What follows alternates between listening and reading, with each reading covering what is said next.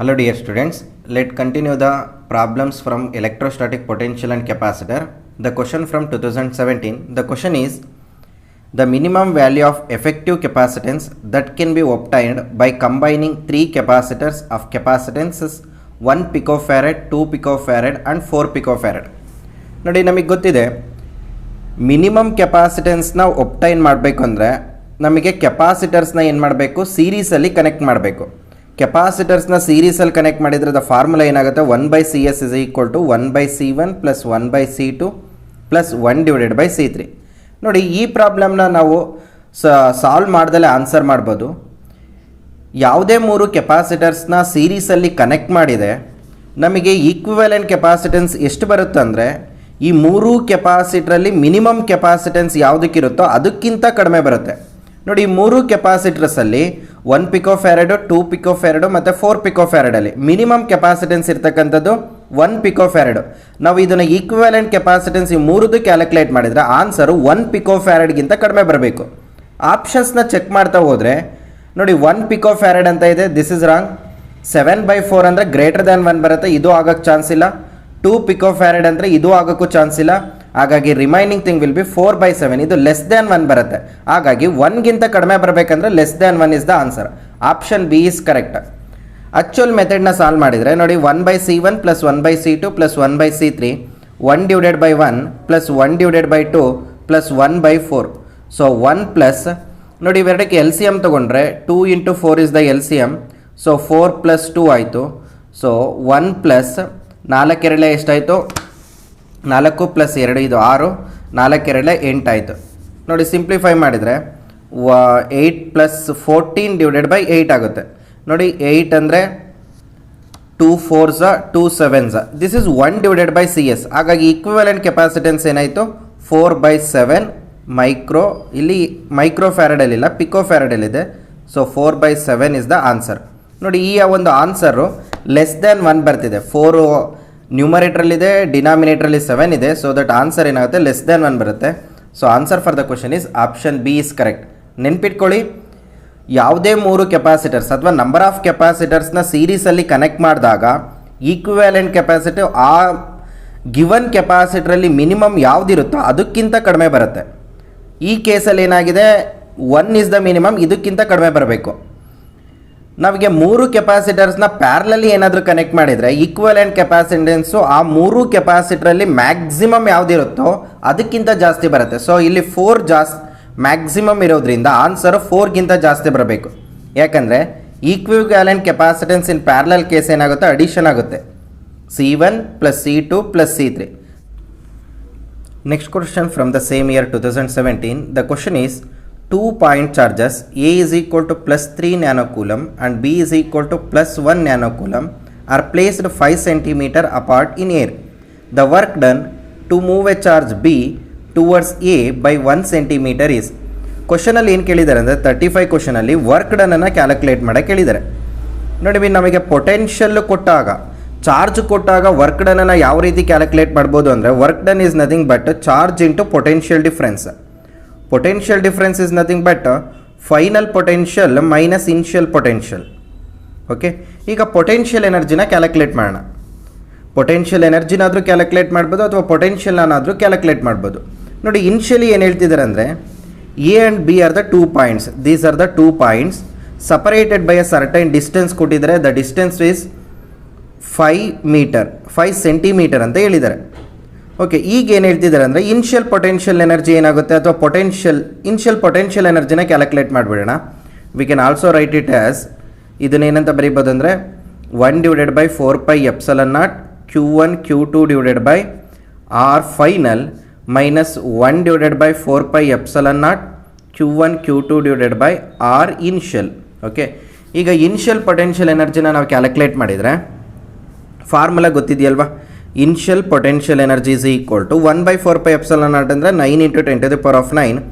Charges ಎಷ್ಟು ಕೊಟ್ಟಿದ್ದಾರೆ ಕ್ವಶನಲ್ಲಿ, 3 ಮತ್ತು 1 ಕೊಟ್ಟಿದ್ದಾರೆ. ಸೊ 3 × 1 ಇಸ್ 1, 3 × 10⁻⁻9 -9 ಇದೆ, ಹಾಗಾಗಿ -18 ಆಯಿತು. ಡಿವೈಡೆಡ್ ಬೈ ಇನಿಷಿಯಲ್ ಡಿಸ್ಟೆನ್ಸ್ ಎಷ್ಟಿದೆ, 5 ಸೆಂಟಿಮೀಟರ್ ಇದೆ, 5 × 10⁻⁻2 ಆಯಿತು. So this is the initial potential energy. ಈಗ ಫೈನಲ್ ಪೊಟೆನ್ಷಿಯಲ್ ಎನರ್ಜಿ ಏನಾಗುತ್ತೆ, ಏನು ಹೇಳ್ತಿದ್ದಾರೆ, the work done to move a charge B towards A. ಈ ಒಂದು ಚಾರ್ಜನ್ನ ಇಲ್ಲಿಗೆ ಮೂವ್ ಮಾಡ್ತಿದ್ದಾರೆ, 1 ಸೆಂಟಿಮೀಟ್ರ್ ಮೂವ್ ಮಾಡ್ತಿದ್ದಾರೆ. 1 ಸೆಂಟಿಮೀಟ್ರ್ ಮೂವ್ ಮಾಡಿದ್ರೆ ಡಿಸ್ಟೆನ್ಸ್ ಎಷ್ಟಾಯಿತು ಈಗ 4 ಸೆಂಟಿಮೀಟರ್ ಆಯಿತು. ಈಗ ಫೈನಲ್ ಪೊಟೆನ್ಷಿಯಲ್ ಎನರ್ಜಿ ಏನಾಯಿತು, same 9 × 10⁻⁹. Charge will be same 3 × 10⁻−18 divided by distance ಏನಾಯಿತು ಈಗ 4 × 10⁻² ಆಯಿತು. ಸೊ ಇಲ್ಲಿ ಸಬ್ಸ್ಟಿಟ್ಯೂಟ್ ಮಾಡ್ತೀನಿ ಆನ್ಸರ್ನ. ನೋಡಿ, work done is given by, ಈಗ ಇದರಲ್ಲಿ ಫೈನಲ್ ಮೈನಸ್ ಇನಿಷಿಯಲ್ ಮಾಡಿದರೆ ಕಾಮನ್ ಏನಿದೆ, 9 × 10⁻9 × 3 × 10⁻18 then 10⁻² is also common. Remaining ಏನಾಯಿತು, ಫೈನಲ್ ಈಸ್ 1/4 - 1 / 5 ಆಯಿತು. ಸೊ ಇದನ್ನು ಸಿಂಪ್ಲಿಫೈ ಮಾಡಿದರೆ ವಿ ಕ್ಯಾನ್ ಗೆಟ್, ನೋಡಿ 9×3 = 27 × 10⁻−9 ಇಂಟು ಇದು ಮೇಲ್ಗಡೆ ಹೋದರೆ 10⁻² ಆಯಿತು. ನೋಡಿ ಇದು 5 × 4, ಸೊ ಇಲ್ಲೇನಾಯಿತು 5 - 4 ಆಯಿತು. ಸೊ ಇದು 20 ಆಯಿತು. ಸೊ 27 / 20 × 10⁻⁷ ಏನಾಯಿತು 7 -7 ಆಗಿದೆ. ಸೊ ದಿಸ್ ಇಸ್ ಆಲ್ಮೋಸ್ಟ್ ಏನಾಗಿದೆ ಅಂದರೆ ನಮಗೆ ಗ್ರೇಟರ್ ದ್ಯಾನ್ 1 ಬರುತ್ತೆ. Greater than 1 × 10⁻−7. ನೋಡಿ ಆಪ್ಷನ್ ಇರ್ತಕ್ಕಂಥದ್ದು greater than 1 but less than 2 ಬರಬೇಕು. 27 ಇರೋದ್ರಿಂದ less than 2. It is approximately ಎಷ್ಟು ಬರುತ್ತೆ ಅಂದರೆ ಆಪ್ಷನ್ ಬಿ ಬರುತ್ತೆ, 1.35 × 10⁻−7 joule. This is the answer for the given question. ನೋಡಿ, ಎಲೆಕ್ಟ್ರೋಸ್ಟಾಟಿಕ್ ಪೊಟೆನ್ಷಿಯಲಿ ವರ್ಕ್ ಡನ್ನ ಏನಾದರೂ ಕ್ಯಾಲ್ಕುಲೇಟ್ ಮಾಡಿ ಅಂದರೆ that is nothing but change in potential energy. Change in potential energy means final potential energy minus initial potential energy. Final ಇದು ಎಷ್ಟು distance ಕೊಟ್ಟಿರ್ತಾರೆ, initial distance ಅದು, that is the initial potential energy. Sorry, final potential energy ಅಂದರೆ ಎಷ್ಟು move ಮಾಡ್ತಿದ್ದಾರೆ, ಇಲ್ಲಿಗೆ move ಮಾಡ್ತಿದ್ದಾರೆ, ಹಾಗಾಗಿ ಡಿಸ್ಟೆನ್ಸ್ ಏನಾಯಿತು ಇದಾಯಿತು. ಸೊ ಸಿಂಪ್ಲಿಫೈ ಮಾಡಿದ್ರೆ we can get the answer. Answer for the question is option B. Next question, A system of 2 capacitors of capacitance 2 microfarad and 4 microfarad is connected in series across a potential difference of 6 volt. The electric charge and energy stored in the system is. ನೋಡಿ question 34 ಏನು ಕೇಳಿದ್ದಾರೆ ಅಂದರೆ electric ಚಾರ್ಜ್ನ calculate ಮಾಡೋಕ್ಕೆ ಕೇಳಿದರೆ Q is nothing but C into V ಅಲ್ವಾ. V ಗೊತ್ತಿದೆ ನಮಗೆ, 6 ವೋಲ್ಟ್ ಕೊಟ್ಟಿದ್ದಾರೆ. ಹಾಗಾದರೆ ಈಕ್ವಲೆಂಟ್ ಕೆಪಾಸಿಟೆನ್ಸ್ ಸಿ ಕ್ಯಾಲ್ಕುಲೇಟ್ ಮಾಡಬೇಕು. ಯಾಕಂದರೆ ಇಲ್ಲಿ 2 ಕೆಪಾಸಿಟರ್ಸ್ ಕೊಟ್ಟಿದ್ದಾರೆ, 2 ಮೈಕ್ರೋಫ್ಯಾರಡ್ 4 ಮೈಕ್ರೋಫ್ಯಾರಡ್. ನಮಗೆ ಗೊತ್ತಿದೆ ಇದು ಸೀರೀಸಲ್ಲಿ ಕನೆಕ್ಷನ್ ಕೊಟ್ಟಿದ್ದಾರೆ. ಸೀರೀಸಲ್ಲಿ ಕನೆಕ್ಷನ್ ಕೊಟ್ಟಾಗ ನಮಗೆ ಏನಾಗುತ್ತೆ, ಚಾರ್ಜ್ ರಿಮೈನ್ಸ್ ಸೇಮ್. ಚಾರ್ಜ್ ಏನಾಗಿರುತ್ತೆ, ಸೇಮ್ ಆಗಿರುತ್ತೆ. Potential difference across the capacitor ಏನಾಗಿರುತ್ತೆ, ಡಿಫ್ರೆಂಟ್ ಆಗಿರುತ್ತೆ. ಸೊ ಚಾರ್ಜನ್ನು ಕ್ಯಾಲ್ಕುಲೇಟ್ ಮಾಡಬೇಕು ಅಂದರೆ ನಮಗಿಲ್ಲಿ ಈಕ್ವಿವೆಲೆಂಟ್ ಕೆಪಾಸಿಟೆನ್ಸ್ ಬೇಕು. ಸೀರೀಸ್ ಕೇಸಲ್ಲಿ ಏನಾಗಿರುತ್ತೆ, 1/CS = 1/C1 + 1/C2. 2 ಕೆಪಾಸಿಟರ್ಸ್ ಆಗಿರೋದ್ರಿಂದ C equivalent is given by C1 C2 / C1 + C2.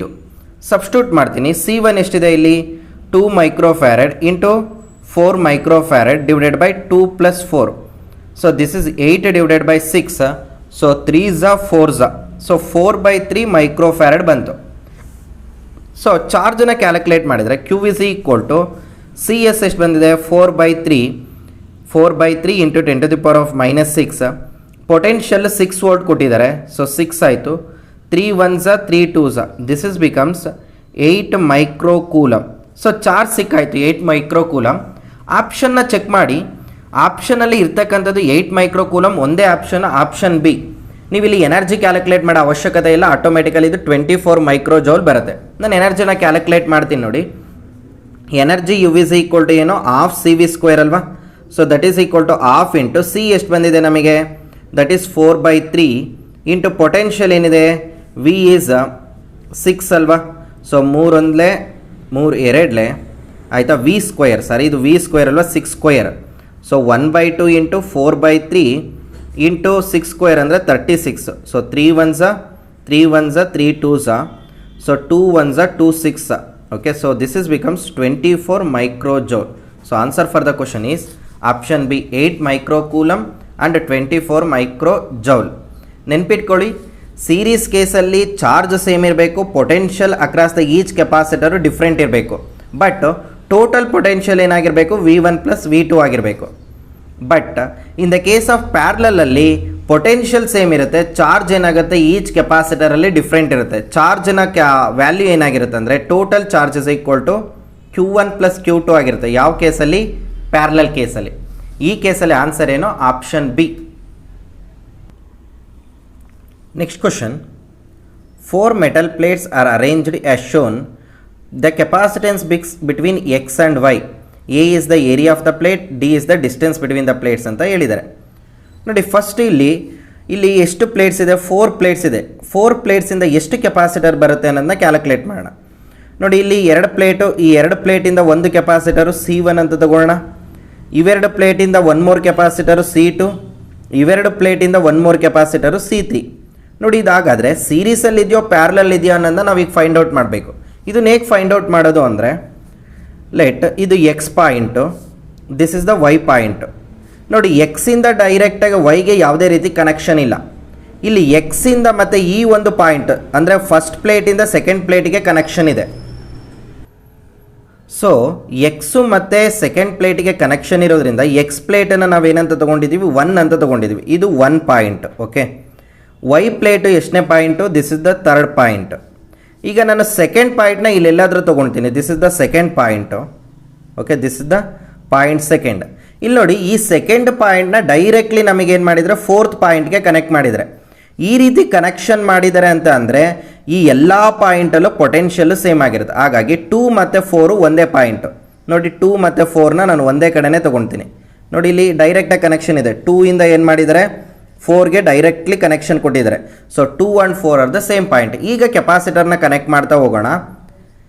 ಎಕ್ಸಿಂದ ಈ ಸೆಕೆಂಡ್ ಪ್ಲೇಟ್ಗೆ ಒಂದು ಕೆಪಾಸಿಟರ್, ಮೀನ್ಸ್ 1 to 2 ಒಂದು ಕೆಪಾಸಿಟರ್ ಬರಬೇಕು. 1 ಇಂದ 2ಗೆ ಒಂದು ಕೆಪಾಸಿಟರ್ ಓವರ್.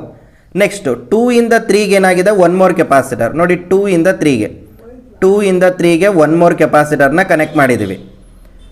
ನೆಕ್ಸ್ಟ್ ನೋಡಿ 3 ಇಂದ 4ಗೆ ಮತ್ತೇನಿದೆ? 1 more ಕೆಪಾಸಿಟರ್. ಎಲ್ಲಿಂದ? 3 ಇಂದ 4ಗೆ. ಇದು 3 ಅಲ್ವಾ, ಇದು 4, ಇದೇ ಪಾಯಿಂಟ್. 3 ಇಂದ 4ಗೆ 1 more ಕೆಪಾಸಿಟರ್. ನೋಡಿ ಈಗ ನಾವು ಈಸಿಯಾಗಿ ಸಾಲ್ವ್ ಮಾಡ್ಬೋದು. ರೀಕನ್ಸ್ಟ್ರಕ್ಟ್ ಮಾಡಿದ್ದೀನಿ. ಮತ್ತೊಂದು ಸರಿ ಹೇಳ್ತೀನಿ ನೋಡಿ. ಈಗ ಏನು ಮಾಡಿದ್ರೆ 1 2 3 4 ಪ್ಲೇಟ್ಸ್ ಇದೆ. 1 2 3 4. 1 ಇಲ್ಲಿದೆ ಎಕ್ಸ್ ಹತ್ರ, ವೈ ಹತ್ರ 3rd ಪ್ಲೇಟ್ ಇದೆ. ಬಟ್ 2 ಪ್ಲೇಟ್ನ ಏನು ಮಾಡಿದರೆ 4ಗೆ ಆ್ಯಸ್ ಇಟ್ ಈಸ್ ಕನೆಕ್ಟ್ ಮಾಡಿದರೆ ಯಾವುದೇ ರೀತಿ ಕೆಪಾಸಿಟರ್ ಇಲ್ಲ. ಹಾಗಾಗಿ 2 ಮತ್ತು 4 ಒಂದೇ ಪಾಯಿಂಟ್ಸ್. ನೋಡಿ ಇಲ್ಲಿ 1 ಇಂದ 2ಗೆ ಏನು ಮಾಡಿದರೆ 1 ಪ್ಲೇಟ್ ಕನೆಕ್ಟ್ ಮಾಡಿರೋದು, ಒಂದು ಕೆಪಾಸಿಟರ್. 1 ಇಂದ 2ಗೆ ದಿಸ್ ಇಸ್ C1. 2 ಇಂದ 3ಗೆ 1 more ಕೆಪಾಸಿಟರ್ ಅಲ್ವಾ. 2 ಇಂದ 3ಗೆ 1 more capacitor, this is C2. 3 ಇಂದ 4ಗೆ 1 more ಕೆಪಾಸಿಟರ್ ಅಲ್ವಾ. ನೋಡಿ this is 3 point 4 point. So C3. Just observe ಮಾಡಿ, ಇಲ್ಲಿ ಏನು ಹೇಳಿದರೆ C1 C3 ಎಲ್ಲವಕ್ಕೂ ಸೇಮ್ ಕೆಪಾಸಿಟರು. ನಮಗೆ ಗೊತ್ತಿದೆ when capacitors are connected in parallel, means parallel plate capacitor, especially capacitance of the parallel plate capacitor is epsilon naught A by D. This is the capacitance. So ಈ ಎರಡೂ ಪ್ಲೇಟನ್ನು ನಾವು parallel connect ಮಾಡಿದರೆ equivalent capacitance ಏನಾಗಿರುತ್ತೆ? C1 + C2 ಅಲ್ವಾ. ಹಾಗಾಗಿ 2C ಆಗುತ್ತೆ. ನೋಡಿ ಈಗೇನಾಯಿತು? Construction ಹೇಗಾಯಿತು ನೋಡಿ. ಈಗ ಈ ರೀತಿ ಇದೆ. ಇಲ್ಲಿ 2C ಬಂತು, ಇಲ್ಲಿ ಇನ್ನೊಂದು C ಇದೆ. This is X and this is why. ಈಗ ಇವೇನಾಗಿದೆ? ಸೀರೀಸಲ್ ಕನೆಕ್ಷನ್ ಇದೆ. ಸೀರೀಸಲ್ ಕನೆಕ್ಷನ್ ಇದ್ದರೆ C ಈಕ್ವಲೆಂಟ್ ಏನಾಗುತ್ತೆ? C1 C2 divided by C1 + C2 ಅಲ್ವಾ. So C into 2C divided by C plus 2C. This is C. So 2C square divided by 3C. C get cancel ಆಯಿತು. ನಮಗೆ answer ಏನು ಬಂತು? 2/3C. So 2/3 into C ಅಂದರೆ ಏನು ಹೇಳಿ? C is nothing but epsilon naught A by D. This is the answer for the given question. The answer is 2/3 epsilon naught A by D. Option C is correct.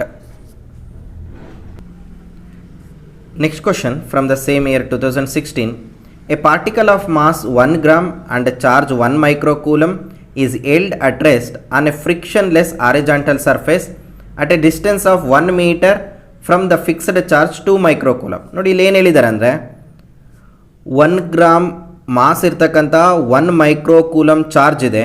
It is at rest on a frictionless horizontal surface. ಇಲ್ಲಿ initial velocity ಏನಿದೆ 0 ಇದೆ. It is at a distance of 1 metre from a fixed charge. ಇಲ್ಲೊಂದು fixed charge ಇದೆ 2 millicoulomb. Next ಏನು ಮಾಡ್ತಿದ್ದಾರೆ ಅಂದರೆ if the particle is released it will repelled the speed of the particle when it is at a distance of 10 metre from a fixed charge ಅಂತ ಹೇಳಿದ್ದಾರೆ. ಈಗ 1 metre ಇದೆ. Next case ಏನು ಹೇಳ್ತಿದ್ದಾರೆ ಅಂದರೆ ಇದೇನಾಗ್ತಿದೆ? ರಿಪಲ್ ಆಗ್ತಿದೆ. ಇದನ್ನು ರಿಲೀಸ್ ಮಾಡಿದ ಕೂಡಲೇ ರಿಪಲ್ಡ್ ಆಗ್ತಿದೆ.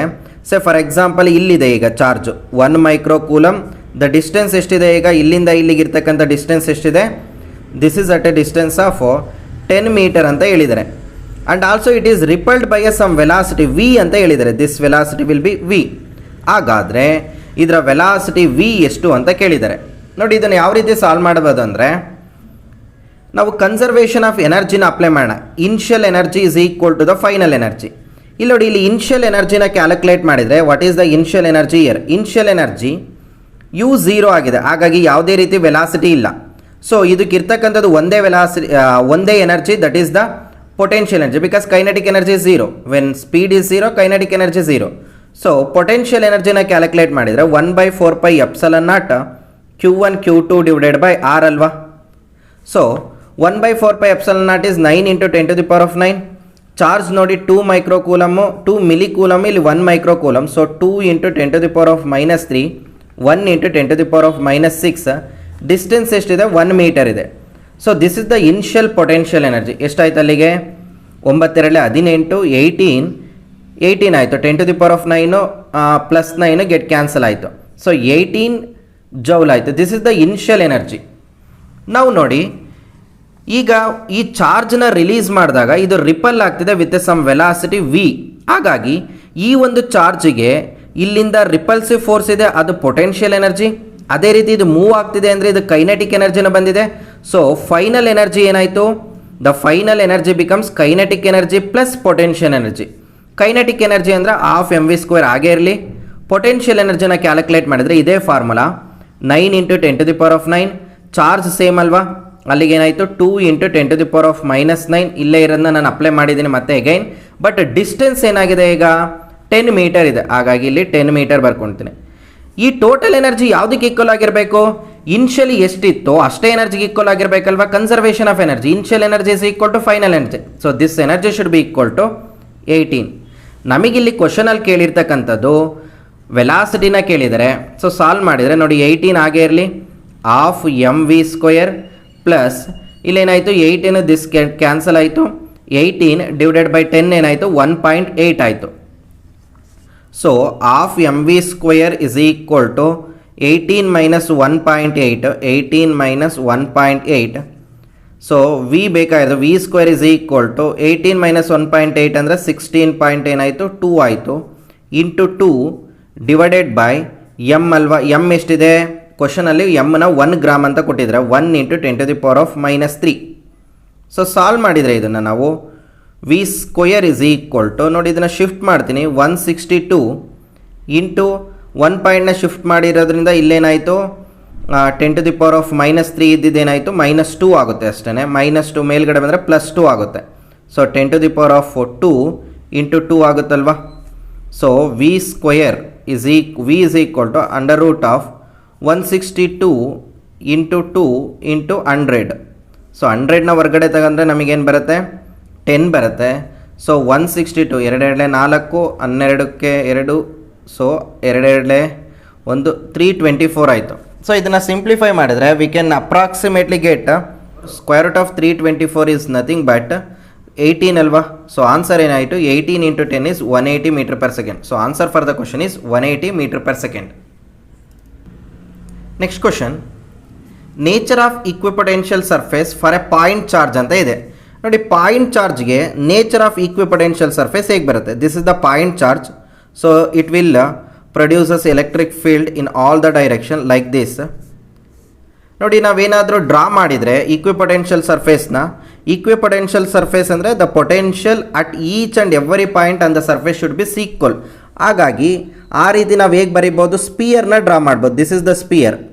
ನೋಡಿ, ಇಲ್ಲಿಂದ ಈಚ್ ಆ್ಯಂಡ್ ಎವ್ರಿ ಪಾಯಿಂಟಲ್ಲಿ ಡಿಸ್ಟೆನ್ಸು ಸೇಮ್ ಇರುತ್ತೆ. ಡಿಸ್ಟೆನ್ಸ್ ಸೇಮ್ ಇದೆ ಅಂದರೆ potential for the point charge ಆಗಿರುತ್ತೆ, v is equal to 1/4πε0 Q/r. So r same ಇದೆ ಅಂದರೆ charge is same, this is the constant. ಹಾಗಾಗಿ ಪೊಟೆನ್ಷಿಯಲ್ ಏನಾಯಿತು? ಸೇಮ್ ಆಯಿತು. ಸೊ ಈ ಪಾಯಿಂಟಿಂದ ಈಚ್ ಆ್ಯಂಡ್ ಎವ್ರಿ ಪಾಯಿಂಟಲ್ಲಿ, ಎಲ್ಲ ಪಾಯಿಂಟಲ್ಲಿ ಇಲ್ಲಿ ಮೆಷರ್ ಮಾಡಿದರೆ ನಮಗೇನಾಗಿರುತ್ತೆ? ಪೊಟೆನ್ಷಿಯಲ್ ಸೇಮ್ ಇರುತ್ತೆ. So for equipotential surfaces for the point charge is spherical.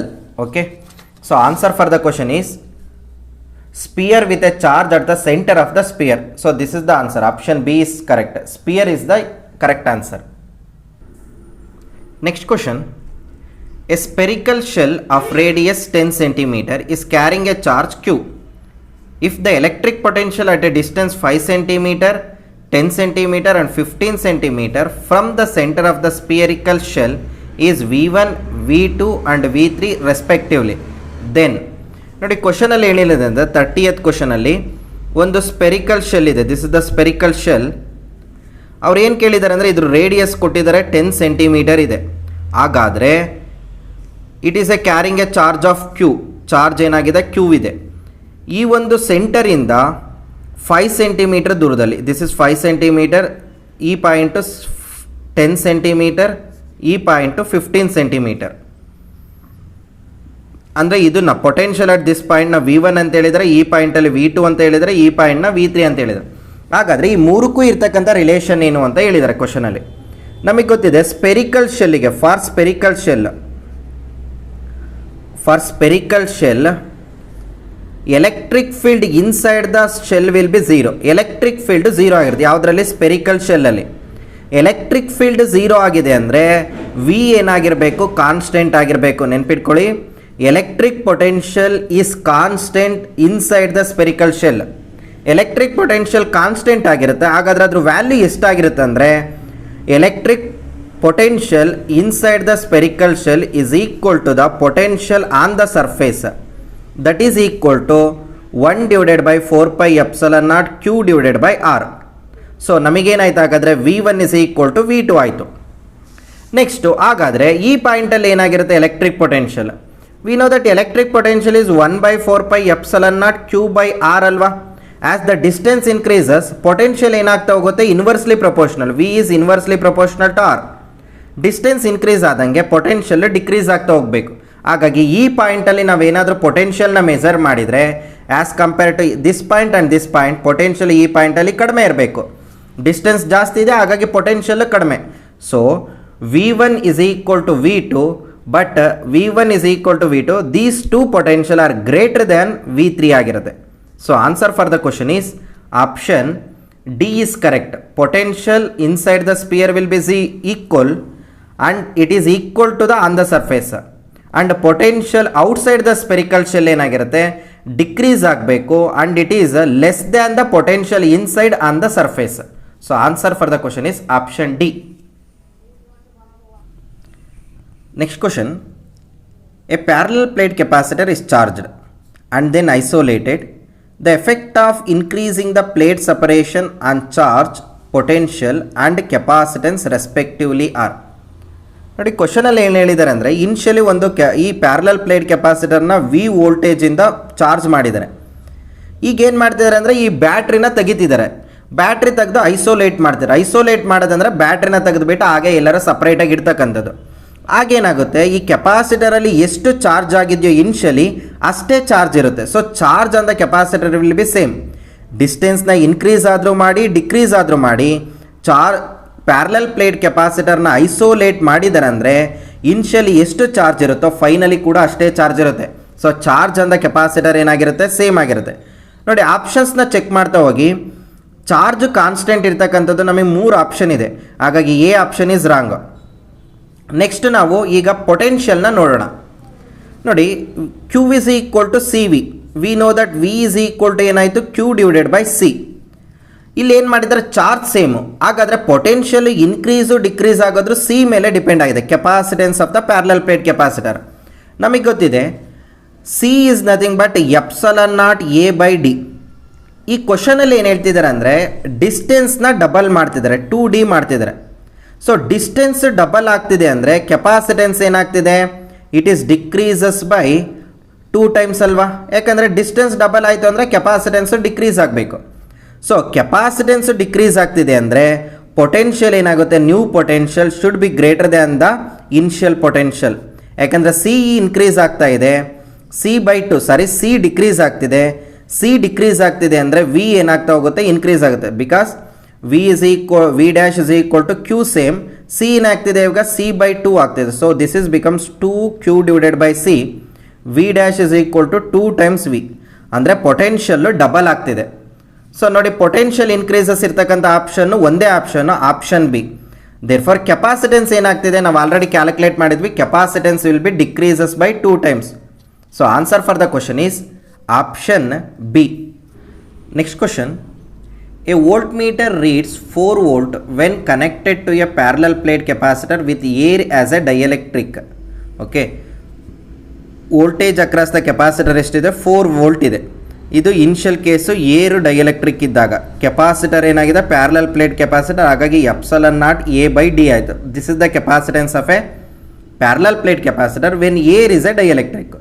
Next ನೋಡಿ, when a dielectric slab is introduced between the plates of the same configuration, voltmeter reads 2 volt. ನೋಡಿ, ಇದು V1 ಅಂತ ತಗೊಂಡ್ರೆ V2 ಏನಾಯಿತು, 2 volt. ಯಾವಾಗ ಒಂದು dielectric ಕಾನ್ಸ್ಟೆಂಟ್ನ introduce ಮಾಡ್ತಿದೆ. ಸೊ ಡೈಎಲೆಕ್ಟ್ರಿಕ್ ಕಾನ್ಸ್ಟೆಂಟ್ನ ಎಪ್ಸಲನ್ ಆರ್ ಅಂತ ತಗೊಂಡ್ರೆ ಕೆಪಾಸಿಟೆನ್ಸ್ ಏನಾಗುತ್ತೆ ನಮಗೆ ಗೊತ್ತಿದೆ, when dielectric is introduced between the parallel plates, capacitance is becomes epsilon naught epsilon R A by D. This is the capacitance of a parallel plate capacitor with dielectric. This is without dielectric. ನೋಡಿ, ಇವೆರಡನ್ನ observe ಮಾಡಿದರೆ C ಏನಾಗ್ತಿದೆ, new capacitance will becomes epsilon R time C. So ಹಾಗಾದರೆ ನಮಗೆ ಬೇಕಾಗಿರ್ತಕ್ಕಂಥದ್ದು what will be the dielectric constant ಅಂತ ಹೇಳಿದ್ದಾರೆ. ನೋಡಿ, we know that Q is equal to ಏನು ಹೇಳಿ, C into V. This is the initial charge. Next ಏನಾಗಿದೆ, charge will be Q1 ಅಂತ ತಗೊಂಡ್ರೆ Q2 is equal to C2 V2. This is C1 V1 ಅಂತ ತಗೊಂಡ. We know that charge will be different only when ನಾವೇನು ಮಾಡಬೇಕು, battery ಸೋರ್ಸ್ನ change ಮಾಡಬೇಕು. ಇಲ್ಲಿ ನೋಡಿ, ಕ್ವಶನಲ್ಲಿ ಬ್ಯಾಟ್ರಿ ಆಗಿರ್ಬೋದು, ಯಾವುದೇ ರೀತಿ ಸೋರ್ಸ್ನ ಚೇಂಜ್ ಮಾಡ್ತಿಲ್ಲ. ಹಾಗಾಗಿ ಇನಿಷಿಯಲಿ ಎಷ್ಟು ಚಾರ್ಜ್ ಇತ್ತೋ ಫೈನಲಿ ಕೂಡ ಅಷ್ಟೇ ಚಾರ್ಜ್ ಇರುತ್ತೆ. ಸೊ Q1 Q2 ಏನಾಯಿತು, ಸೇಮ್ ಆಗಬೇಕು. Q1 is equal to Q2 ಆಗಬೇಕು. So C1 V1 is equal to ಏನಾಯಿತು, C2 V2 ಆಯಿತು. C1 V1 ಆಗೇ ಇರಲಿ. C2 ಅಂದರೆ ಏನು ಹೇಳಿ, ಈ ಕೇಸ್ ಅಲ್ವಾ, C2 ಅಂದರೆ ಎಪ್ಸಲನ್ ಆರ್ ಟೈಮ್ಸ್ C1. ಇದನ್ನು C1 ಅಂತ ತೊಗೊಂಡ್ರೆ, ಇದನ್ನು C2 ಅಂತ ತೊಗೊಂಡ್ರೆ, ಇದು C1. So this is V2. ಹಾಗಾಗಿ C1 get cancel out. So V2 when dielectric is introduced, potential will be decreases by epsilon R times. This is very important. ಯಾವುದೇ ಒಂದು ಡೈಎಲೆಕ್ಟ್ರಿಕ್ ಕಾನ್ಸ್ಟೆಂಟ್ನ ಇಂಟ್ರೊಡ್ಯೂಸ್ ಮಾಡಿದರೆ potential dielectric constant times decrease ಆಗುತ್ತೆ. Means new potential becomes initial potential divided by epsilon R. This is very important concept.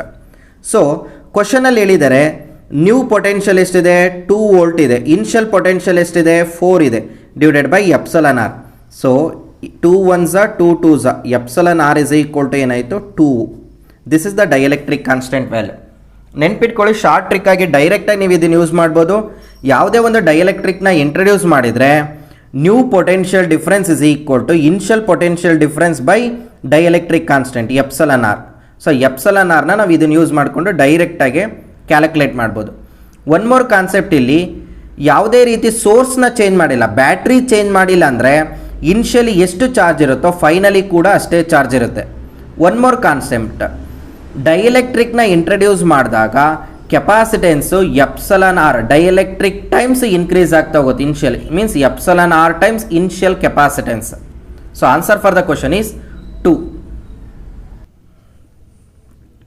Next question, what is the electric potential at a distance of 9 cm from 3 nanocoulomb ಅಂತ ಹೇಳಿದ್ದಾರೆ. ನೋಡಿ, ಇದು direct question. Potential due to a point charge, potential due to a point ಚಾರ್ಜಿಗೆ formula 1/4 epsilon not Q divided by R. So V is equal to 1/4 epsilon 9 × 10⁻⁹. Q ಏನಾಗಿದೆ, 3 nanocoulomb, 3 × 10⁻⁻⁹. Distance ಎಷ್ಟಿದೆ, 9 cm, 9 × 10⁻⁻². So 9 get cancel out. Potential ಏನಾಯಿತು, 3 into ನೋಡಿ 10⁻⁻² ಮೇಲ್ಗಡೆ ಹೋದರೆ +2 ಆಗುತ್ತೆ. So 9 get cancelled out. The answer for the question is 300 volt. This is direct question based on potential due to point charge. Next question, two capacitors of capacitances 10 picofarad, 20 picofarad are connected to 200 volt and 100 volt sources respectively. If they are connected by a wire, what is the common potential of the capacitor? ನೋಡಿ, ಅಲ್ಲಿ ಏನು ಹೇಳ್ತಿದ್ದಾರೆ ಅಂದರೆ 2 capacitors ಇದೆ, ಇದನ್ನೊಂದು common ವೈರಿಂದ connect ಮಾಡಿದ್ರೆ ಈಗೇನಾಯ್ತು, ಈ ಕೆಪಾಸಿಟರ್ಸು parallel ಆಯಿತು. ನಮಗೆ ಗೊತ್ತಿದೆ ಪ್ಯಾರಲಲ್ನ ಯಾವಾಗ ಕೆಪಾಸಿಟರ್ಸ್ನ ಪ್ಯಾರಲಲ್ ಕನೆಕ್ಟ್ ಮಾಡ್ತೀವೋ ಅವಾಗ ನಮಗೆ ಕಾಮನ್ ಪೊಟೆನ್ಷಿಯಲ್ ಬರುತ್ತೆ, ದಟ್ ಈಸ್ ವಿ ಸಿ. ಅದನ್ನು ಯಾವ ರೀತಿ ಕ್ಯಾಲ್ಕುಲೇಟ್ ಮಾಡ್ತೀವಿ, C1V1 plus C2V2 divided by C1 plus C2. Previous some ಪ್ರಾಬ್ಲಮ್ಸ್ಲಿ ನಾನು ಅದನ್ನು ಎಕ್ಸ್ಪ್ಲೈನ್ ಮಾಡಿದ್ದೀನಿ. ಯಾವುದೇ ಎರಡು ಕೆಪಾಸಿಟರ್ಸ್ನ ಪ್ಯಾರಲಲ್ಲಾಗಿ ಕನೆಕ್ಟ್ ಮಾಡ್ತಿದ್ದಾರೆ ಅಂದರೆ ಅಲ್ಲಿ ಪೊಟೆನ್ಷಿಯಲ್ ಸೇಮ್ ಆಗಿರುತ್ತೆ, ಚಾರ್ಜು ಡಿಫ್ರೆಂಟ್ ಆಗಿರುತ್ತೆ. ಸೊ ಕಾಮನ್ ಪೊಟೆನ್ಷಿಯಲ್ನ ನಾವು ಈ ಫಾರ್ಮುಲಾದಿಂದ ಕ್ಯಾಲ್ಕುಲೇಟ್ ಮಾಡ್ಬೋದು. Otherwise we can also use this formula, total charge Q1 plus Q2 divided by C1 plus C2, total charge by total capacitance. But Q is equal to ಗೊತ್ತಿದೆ, Q is equal to CV, so Q1 is equal to C1V1 plus Q2 is equal to C2V2. These are the initial charges. So ನಮಗೇನಾಗ್ತಿದೆ ನೋಡಿ, C1 ಕೊಟ್ಟಿದ್ದಾರೆ 10 picofarad, 10 into V1 ಎಷ್ಟಿದೆ, that is 200 ಕ್ವಶನಲ್ಲಿ, plus 20 into 100 divided by C1 plus C2, 10 plus 20. So ಇದನ್ನು simplify ಮಾಡಿದರೆ this is 200 plus 200 divided by 30. So this is 400 divided by 30. So 0 get cancel ಆಯ್ತು, ಹೌದಲ್ವಾ? 200, ಸಾರಿ, this is 2000, ಅಲ್ಲಿಗೆ 4000 ಆಗುತ್ತೆ. 0 get cancel out, this is becomes 3 1s, ಅಲ್ಲಿಗೆ ಏನಾಯಿತು 133.3 volt ಆಯಿತು. This is the answer for the given question. ನೆನ್ಪಿಟ್ಕೊಳ್ಳಿ, common ಪೊಟೆನ್ಷಿಯಲ್ನ calculate ಮಾಡೋಕ್ಕೆ direct formula C1V1 plus C2V2 divided by C1 plus C2. So answer for the question is option B.